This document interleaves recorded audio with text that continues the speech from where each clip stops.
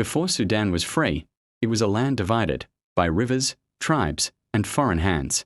After the Battle of Omdurman in 1898, Britain and Egypt ruled Sudan together in what they called the Anglo-Egyptian condominium. But in truth, the Sudanese ruled nothing.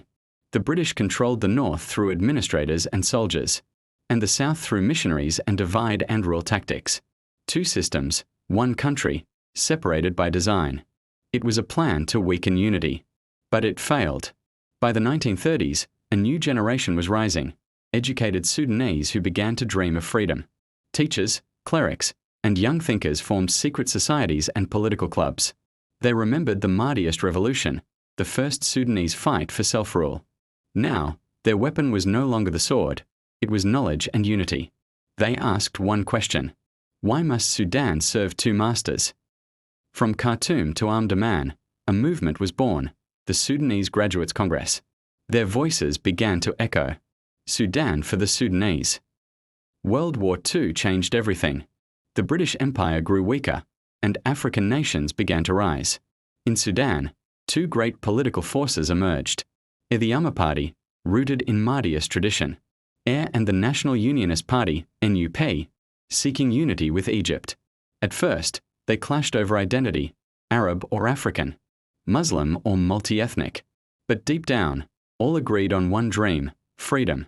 By the early 1950s, the pressure was unstoppable. Sudanese protests shook Khartoum and Omdurman. Students, farmers, and soldiers joined together, demanding independence. Even Egypt, itself free from British control in 1952, supported the cause. Negotiations began, and the empire could no longer deny the will of the people. Finally, on January 1, 1956, the British and Egyptians lowered their flags, and in their place rose a new one, the blue, yellow, and green of Sudan. A voice declared before thousands: today, we are masters of our own destiny. Sudan was free.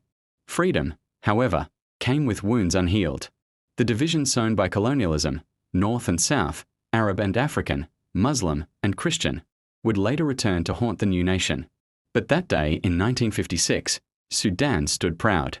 After 56 years of foreign rule, its people had reclaimed their land and their name.